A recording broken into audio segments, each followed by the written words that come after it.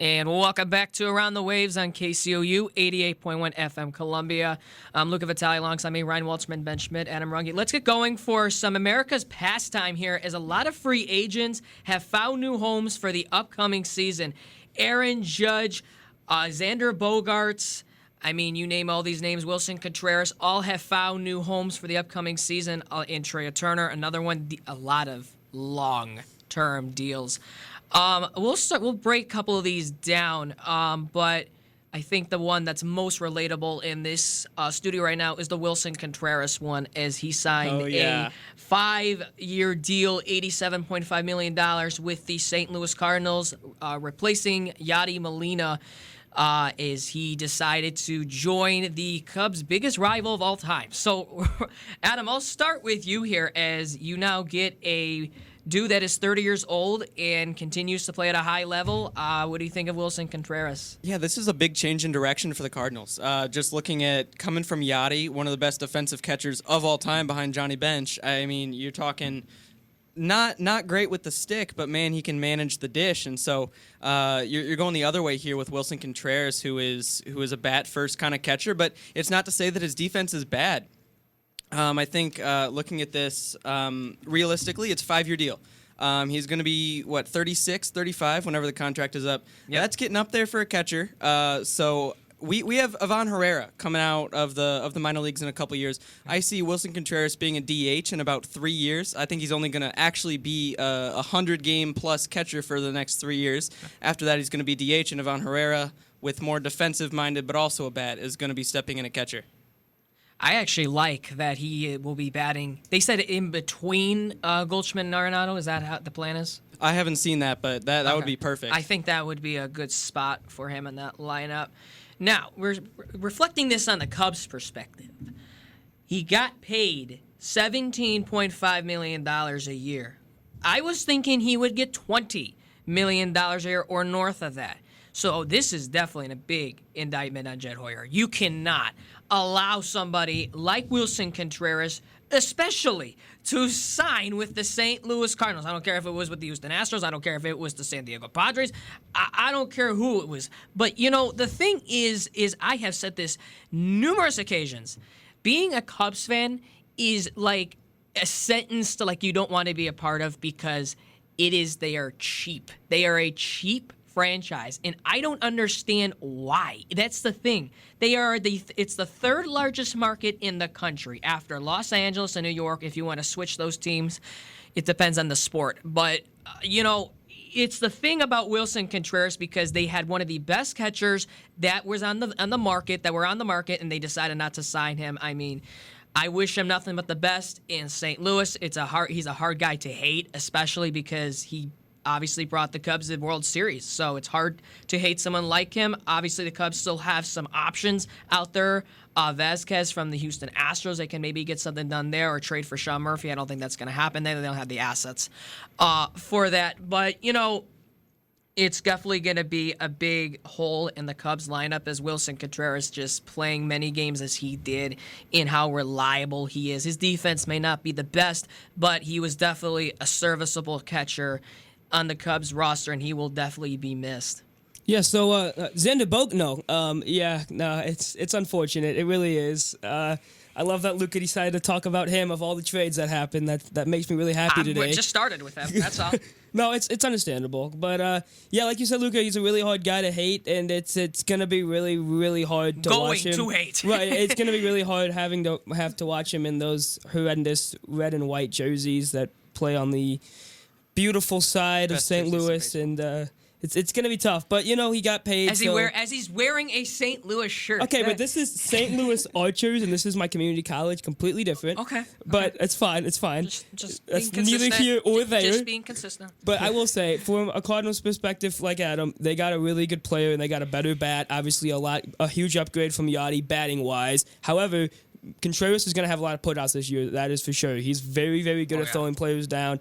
And, I think the one thing that I dread watching the most in this season is, Cody Bellinger's just getting that single. And then he's just going to get completely thrown out at second by Contreras, and that is just going to be horrendous to watch. But Yeah, if he gets on base. if he gets that single. he gets on base. If he's not walking back to the dugout. Yeah, so I'll just flip the switch real quick. Cody Bellinger, obviously. So the Cubs are going to take a chance on him and paid him about, like, what is it, the same? Almost the same exact thing as $17.5 million that they could have used for Wilson Contreras. There's a gigantic difference there. One is a 1-year commitment, That and is the other is a true. 5-year. Okay, that's That is fair. true. And That's then real fair. quick, the Cubs cheap thing, like they had the highest payroll in the year in the league. They don't spend it. They do not spend money. When they were competing for a World Series, they were one of the highest payrolls in the league. That was like a couple of years. 2016? There's a couple of years it needs to be on a 2016? consistent basis. But you would have rather them dished out all that money to Brian and Baez just to be stuck in like Oh, I first didn't round want exits. Baez. No. I did not want I Baez. saw on what- the I team. will say- There's no reason to recklessly spend money on another Jason Hayward.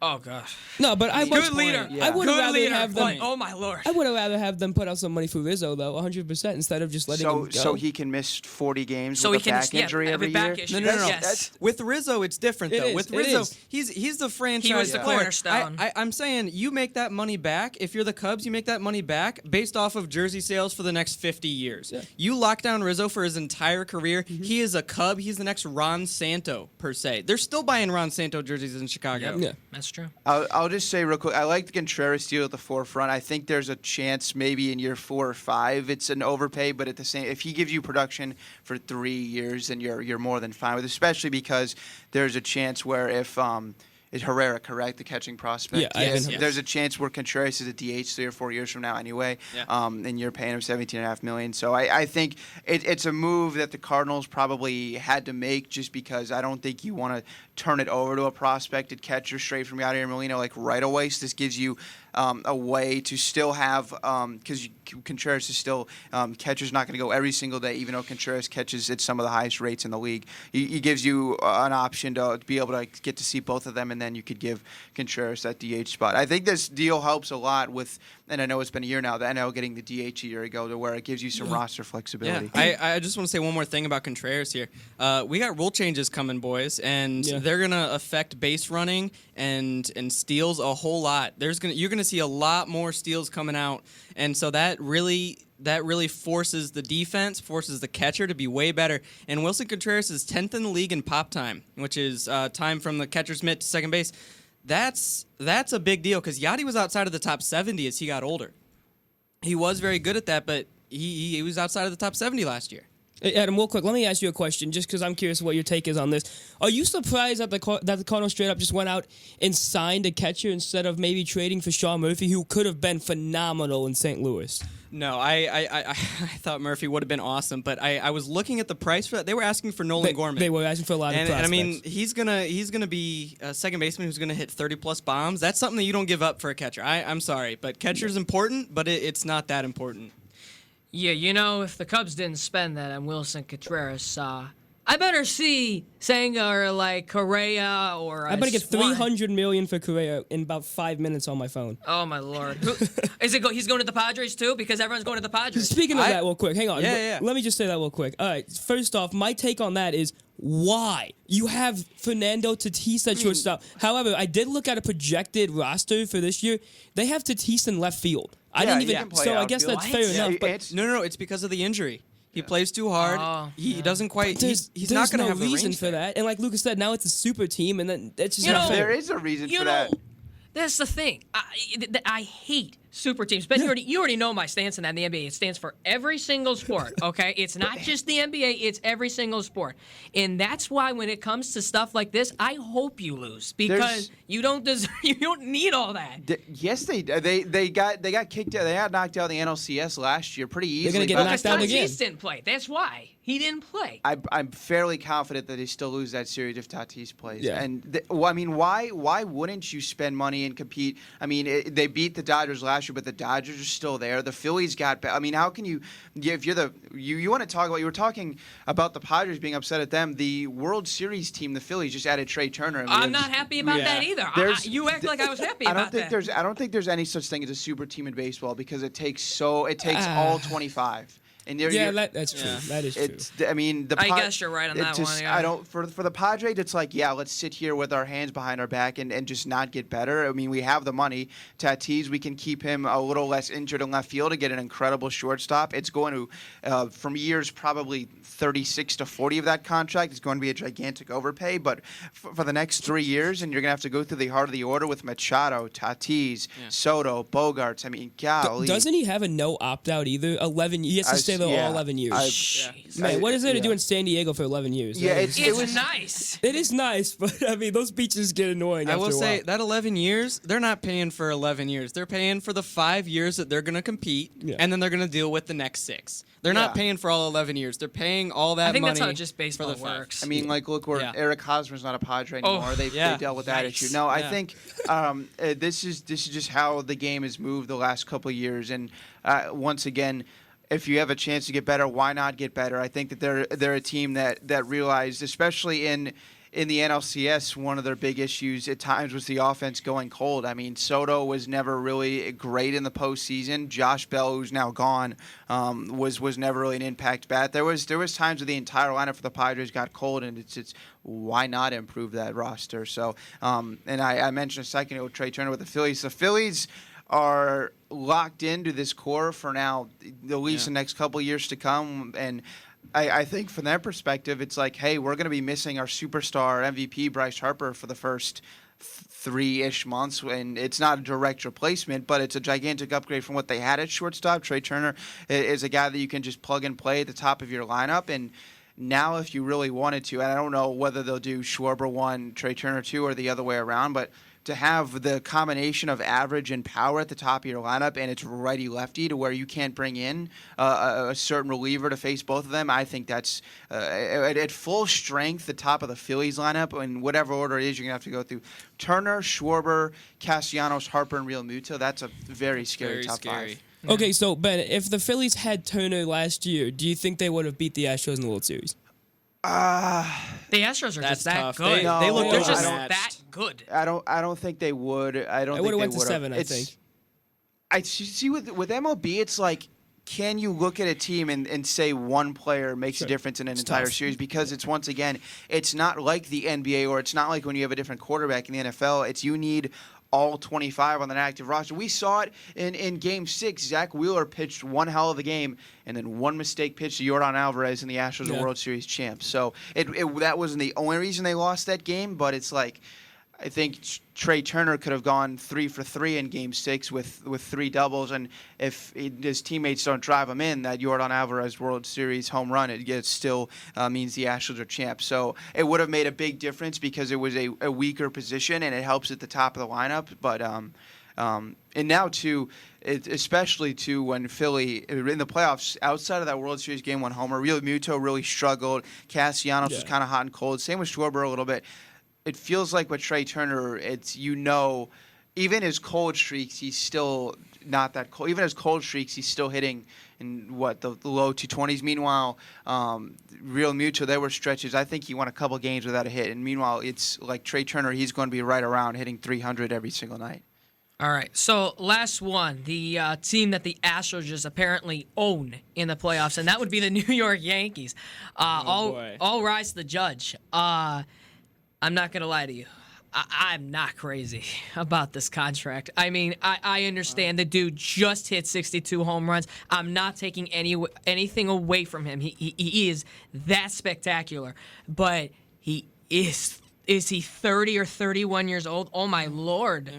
I mean, I'm not saying the dude cannot play at all, but when he passes maybe 35, 36, you're eating the rest of that up. I mean, it's just the reality of the situation. I mean, you can only play at elite level for so long. I feel like it's going to be more of a Miguel Cabrera sort of ordeal. He'll finish it up, and then he'll call it a day. Well, you know what it is? It's more than baseball with the Yankees. Oh, it's definitely to save face for them. That's exactly why they did it. But Hal Steinbrenner, he's trying to live up to his dad's expectations. That's not happening. His dad is long gone, but he's still trying to keep that legacy going of, I'm going to get the best guy. And he has his guy in Aaron Judge. That's true. And like I talked about with Anthony Rizzo saying with the Cubs a couple years ago, they did this with Judge. They will be selling Judge 99 Yankee jerseys for the next 100 years. Yeah. He is that good. So I don't care if he's bad in the last 4 years of his contract. I don't care if he's bad in the last 4 years of his contract. They will be capitalizing on this contract monetarily for the next 50 years. You know, the thing about me personally with the New York Yankees lately is Brian Cashman. They have not been to the World Series for what is 2009 was the last time they got there? 2009, right? I think so. Yeah. Last time they won for sure. So 2009. That is a long stretch of time that the New York Yankees have not been to the World Series. Aaron Boone has not been to the World Series, and Girardi won one and was fired.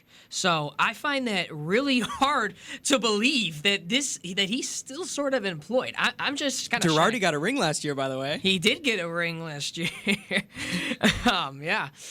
I think when you look at these contracts, you have to look at it with a different lens, and you look at long deals in NFL and NBA just because there's the way the MLB essentially no salary cap works, where you just go into the luxury tax and pay it. So if you have the money to pay it, which the Yankees certainly do, I really don't think, and you mentioned this too, Adam, I don't think they're going to care when you get to the back end of that contract. And you can expect some regression from Aaron Judge this year, a little bit. I mean, Totally. it's kind of hard not to regress what he just did last year. He played with a chip on his shoulder all of last year because they offered him $230 million. Yeah. The only lesson to be learned here is not the fact that you could say how much the Yankees paid. It's just that, I mean, this is what happens when you mess around with a client and don't get a deal done before a contract year, and then their value gets boosted. There's another player, too, who I can't think of right now, who I just saw last night, who's now making so much more. Maybe it was Bogarts. I think Bogarts had the Red Sox sign him last year, would not have been making the same amount of money, and the Red Sox would still have their star shortstop. So I think that's really what you look at here is just, especially Judge is a Boris client, too, right? I would have to. Isn't everybody a Boris client at this point? I feel like everyone's a Boris client. This is what happens when you wait around with a Scott Boras client and let it get to a contract year. But for the Yankees, it was a deal they had to get done. I think it's one where we kind of look at it and just say, like, you know, ignore the number, and we got our guy back, and we're going to do whatever it takes. And they did that. I think I read yesterday that the main number for the Yankees was just to come up and match the years that the Giants were offering, and they did. So I think for the Yankees now, next step is just beef up the pen a little bit and maybe add one more bat into the lineup. They have some young shortstops coming up that they really believe in. So I mean, I'm not saying that this is a team that's going to get past the Astros, because the Astros have gotten better since winning the World Series, but it was a deal they had to get done. And the other thing is, real quick, if I'm Aaron Judge, I'm happy because I got paid. But the other thing is, last year he was the whole team. Is that going to be another thing this year? Obviously, we saw Rizzo extend it 2 years contract, and he's going to be a lot better. I know that last year was his first year in the Bronx, so obviously he has got to get used to it a little bit. But I mean, you got to get someone else. Well, Judge wasn't. I wouldn't say Judge was the whole team. He was by far the best player on the team. But this was a Yankees team that had incredible pitching up until August, when they kind of fell off a little bit, and they were getting contributions as well throughout the lineup. He was by far the best player. If I wouldn't say he was the only player last year, but he was the guy when everyone else was down for a couple games at a time. I feel like he would pick them up.